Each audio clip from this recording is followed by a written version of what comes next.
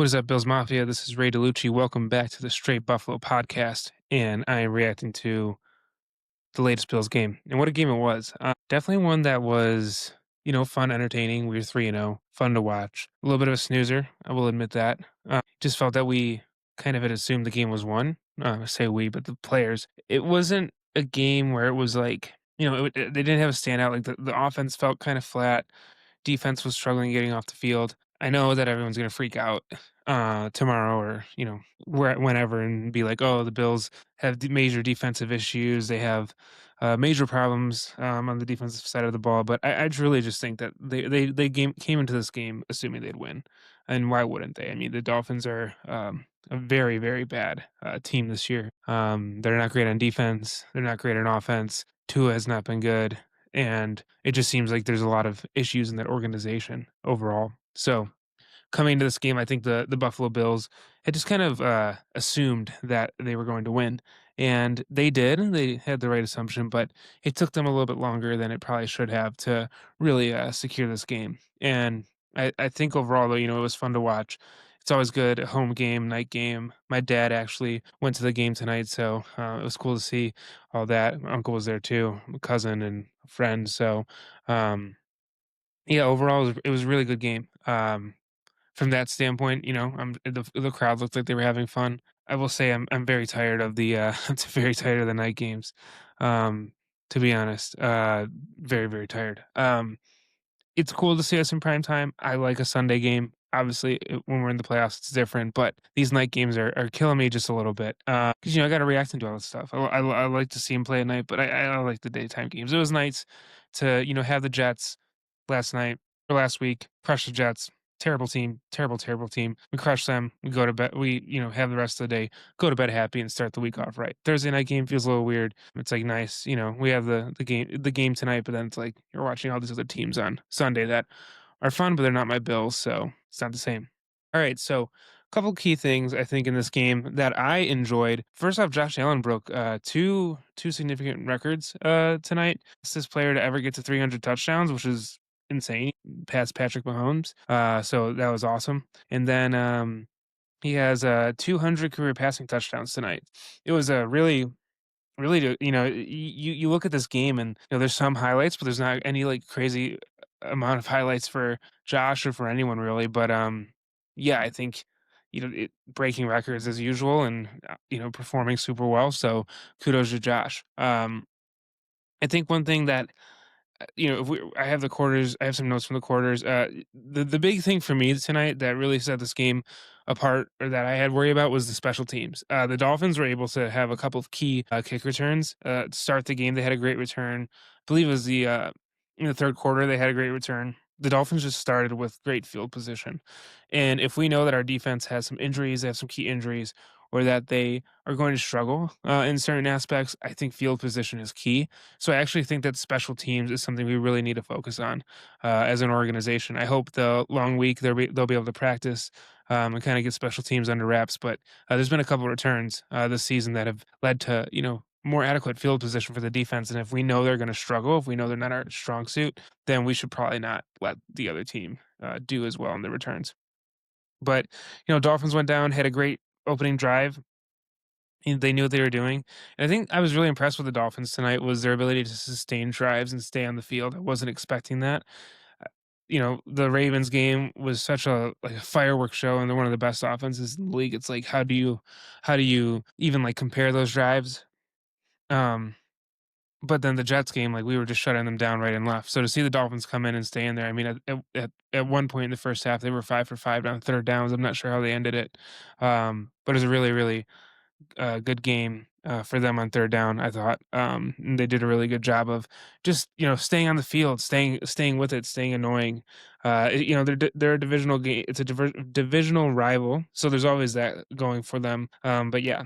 So before we break down the game, just some stats. Tua Tagovailoa, 22 attempts, 34 attempts, 22 completions, 146 yards throwing, 2 touchdowns, and then a costly interception at the end of the game. Shan had 12 carries for 62 yards, averaged 5.2 yards a carry. Not a terrible day, but they couldn't really get him going.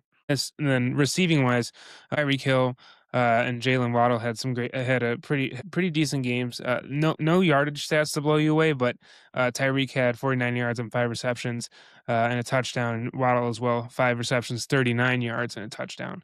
You go over to the Bills side of things. Josh Allen, 22 for 28, still no interceptions. Knock on wood. He has been super efficient with the ball. We'll get into that, but 213 yards, 3 touchdown passes. James Cook, you wouldn't think this if you've watched the game, but James Cook had a really good day running. He went for 108 yards rushing, which I didn't even expect him to be over 100. I knew he was at like the 70-yard mark later in the game, but James Cook ran all over the field, and I actually think he's the most underrated story of the game today. Josh Allen had 25 yards on 4 attempts, and Ty Johnson had 3 carries for 13 yards. He had a really great third down conversion. And then Elijah Moore had an awesome carry for 11 yards. Nice little trick play there. Then you go to the receiving, Dalton Kincaid, 5 receptions, 66 yards. I feel like he had a really good game. I think he dropped one in the end zone, but it seems like he's starting to get back to form. I had predicted that he was going to have a much better year this year, and I think he's already showing that.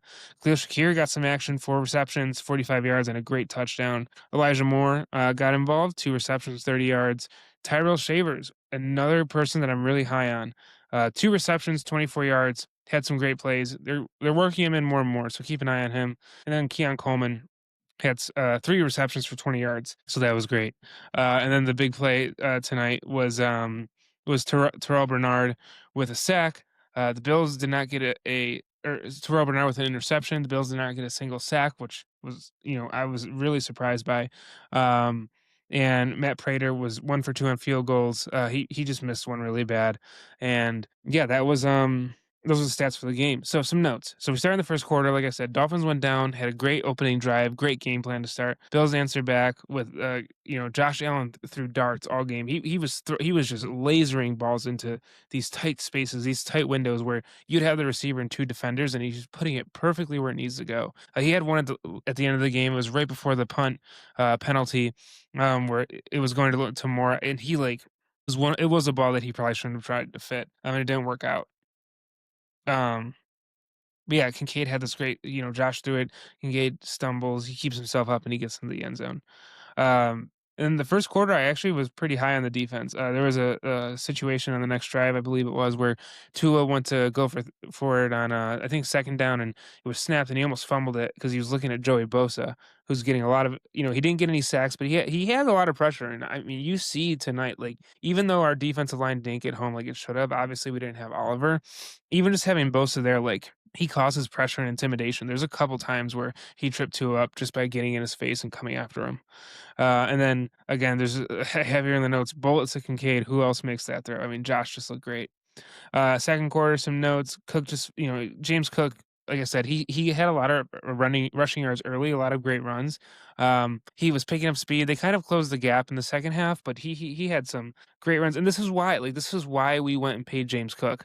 The ability to just get out ahead in the run game early and not have all this pressure on Josh. Getting some solid runs, getting some solid first downs, moving the offense forward on James Cook. Like that's why we signed him. That's why we signed James Cook. He's such an asset. And had a great slant route where he had to go up to get the ball and bring it back to him real quick in the red zone. But yeah, the missed field goal sucked, and we were tied going into halftime, and I was not happy. I mean, I never really felt like we were gonna lose the game. I never really had that anxiousness.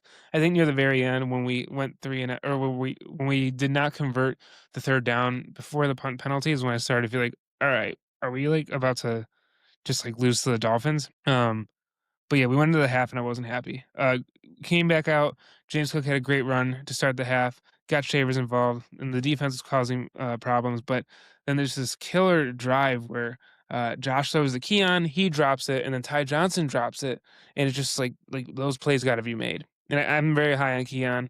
He had a great first game. He was quiet last week. He's quiet this week. I think he shows up when you need him most. It's fun. It's like weird to say. It's like he'll make these like stupid drops, but then he'll make the plays when you need him to. But then, yeah, I mean, the third quarter, I just wrote down like we gotta wake up. Like it just started to feel sluggish. The defense felt sluggish. I mean, there was a point where I think the Dolphins had like a 14 or 15 play drive, and they just like the defense just couldn't get off the field. And yeah, the running back for the Dolphins, Gordon, had a great run, getting them close into touchdown range. You Tyreek Hill doing backflips off a touchdown. And yeah, we went into the fourth quarter, and all of a sudden it's tied at 21. And I'm literally writing down like, we need to go, like LFG, let's effing go. We need to wake up. And yeah, again, so the Bills are driving, they don't get a third down conversion, they just seem dead, they seem like not there, and we go to punt it. I literally wrote, "We need to wake up" on that drive right before the punt penalty, and the Dolphins player just comes in, the captain of 2 years, hits the punter, and, we got a first down, and Josh drives it down, gets it to Shakir, who just has a little foot race to the end zone, and it's like, game on. So it's like, "Alright, like, here we go." Like, it felt good, and the offense is moving. And then a huge return again. The Dolphins had great field position, and they're moving down the field, and just Tua he just has this blind spot. He has this blind spot, during the throw where he doesn't see Terrell Bernard coming into coverage across the field, and he literally throws it right at him. Like, when he threw the ball, it literally looked like it was a designed play, to Terrell Bernard. He just swooped in, took the pick, and basically called ball game. After that point, we moved it down the field, you know, and kicked the field goal, and we end up winning 31-21, and that's the story of the Bills Dolphins game. Overall, not much. Honestly, it wasn't the most exciting game.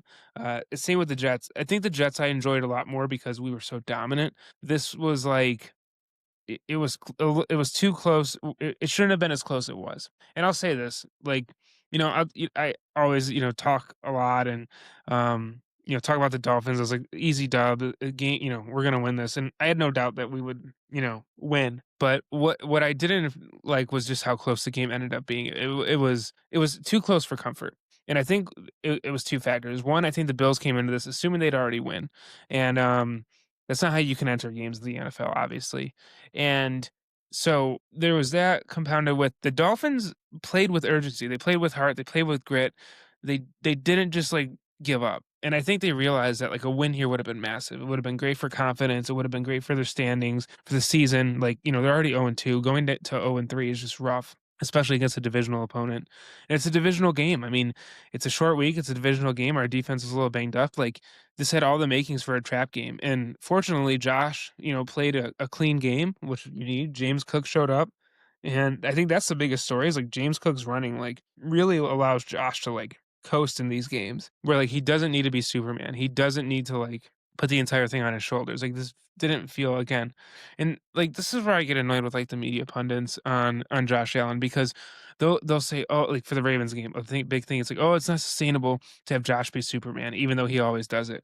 But like the next two games, like the whole game plan is around James Cook running the ball, us being efficient on offense, our defense, bending but not breaking, and winning the game. Like Josh hasn't had to do a lot the last two games. He had a big run today. He had some, great passing, but he literally just had to play quarterback. He didn't have to be Superman. So it's just like the narratives that are put throughout the season. Like these were two prime examples of Josh not really needing to do, the superhero stuff because we have a James Cook and we have, receivers that can get open somewhat and find lanes to make plays. And when Josh needs to turn it on, he turns it on. But it wasn't anything where like he had to put the cape on today. And these are the games we want. So I'll say this about the Dolphins. I don't like the Dolphins that much. I do have an affinity for Tua just because I pulled a rookie card in 2020 of his and made like $1,400 on it. So like that was cool. But beyond that, um, I'll say that you know when you look at the Dolphins organization, it's just such an interesting. Tua's had many issues, and whether or not he should play, like there's always those questions. But I just don't know that McDaniel is a great organizational leader. You see all the personalities there: Tyreek, Tua, Waddle. Like it just something's not clicking. Obviously, and I really do think Tua has a very low ceiling for his talent. I think he has gotten progressively worse as his career has gone on. So I'm not really ever concerned about Tua in a game. He's now 1-9 against us, I believe. But it is just interesting to see the Dolphins. They were like the cream of the crop, the talk of the town a few years ago. Like it was like the best offense in the league, and to just see how far they've kind of fallen is, as a rival, there's always like that you know making fun of or whatnot, but it is crazy to see like such a dynamic offense just has been decimated to an 0-3 team that really has no identity beyond a somewhat good Tyreek Hill. And I'll say this for the defense, like, you have to remember, like, Tyreek Hill and Jalen Waddle are still world-class receivers. They're still some of the best in the league. Like, if a Waddle was available for the Bills, we'd take him in a heartbeat. So, I'm not too concerned on the defense. Obviously, like, I just think, like, short week, divisional game, came into it not really amped up. They seemed slow, they seemed tired. So it's just not it wasn't an exciting game for them, and I think it took them a little bit longer to put it away, but I think they'll fix that with McDermott. They always do that. They always have games like this. But I think one thing you see from this game is like why coaching matters because in a game like this, the punt block that turns into a penalty, the terrible interception, like yes, those are player mistakes, but those habits are built through coaching. And what you see in these Sean McDermott games and why I'm such a proponent of him not getting fired is the discipline. Not a lot of penalties. Josh isn't turning the ball over. We're able to close out games with James Cook. We're able to finally do everything we've asked. And I know we haven't made the playoffs, and I know we haven't won the Super Bowl with him, but we are making steps every season to get to where we need to be. And I know there'll be the detractors that say, whatever, but this is why you don't fire Sean McDermott. He is chiseling away this team. And I truly believe we're going to have a team that wins the Super Bowl because he is just addressing everything. And the defense needs work. It does need work. But I just feel like the culture, the organization, the discipline that is instilled, when guys are going out of bounds, the Bills hit them still. Like not like dirty, but like they make sure they're out of bounds. Like they finish the play. They run forward. They give effort. Um sometimes like there's lacking in talent, but there's not lacking in effort. And so you saw today the tale of two coaches, which won't get talked about a lot, but Sean McDermott's team and Mike McDaniel's team at the end of the day, like one team was disciplined and didn't make those mistakes, and one team did. And that comes from, some skill, but really organizational discipline from the top down. And that's what I think Sean McDermott provides to this Bills team. So, all in all, fine game. We were on a high on the Ravens game. And I remember like, I was sitting there, I was like, man, that was like, that was only 2 weeks ago, but it seems so long ago. We were on a high for the Ravens game. Obviously, not the same. We've had the Jets, we have had the Dolphins, and it's been fun to watch. Really, we have a schedule coming up that's still very very favorable, but I do think like these games need to be games where we're again putting Mitch Trubisky in the end of the third quarter. We got the Saints coming up, which look Saints, they got some talented, they have some talented players. It's not like not like they're totally terrible, but we should win that game, um, easily. We should win that game easily. So we have the Saints coming up. After the Saints, who do we got? Who do we got? We have Patriots, which again another divisional game, another night game. Then we get the Falcons, and we get the Panthers. Like we have some good team. We have some decent teams coming up. They're obviously, the lower tier in the NFL right now, but it doesn't mean that we shouldn't be taking them seriously. Injury wise, Christian Benford got the wind knocked out of him. I saw that Epinesa maybe have an injury, but overall, again, great game. I am tired because it is late, and also this game didn't really give me an adrenaline boost besides its Farrell Bernard interception. But this is what we want to see. I'd rather have a boring win than like a highly stressful shootout win. Sometimes, especially for games like this, because I think it mentally taxes them. Like, they came in, they probably should have had this game done way earlier. They came in and won the game, and that's really what matters. So that is my breakdown for this week. I might try to do some more content this weekend since I have some time now that the Bills aren't playing on Sunday. But let me know your thoughts. I'd love to know your thoughts on my takes on McDermott, on the defense, and then Josh. I saw a lot of people comment like Josh didn't seem into it. I truly just think this is a short week, and just think it was just a slow game overall for the offense. I'm not really worried about Josh. So if you're not following me on TikTok, it's the Stray Buffalo, Instagram the Stray Buffalo, and obviously if you are watching for the first time, please subscribe. Trying to build the channel, trying to get followers. Thank you all, Bills Mafia. Love you all. It's such a fun season so far. Maybe not the best game of the year, but any game where we walk away with a win is a blessing. So go Bills. See you soon.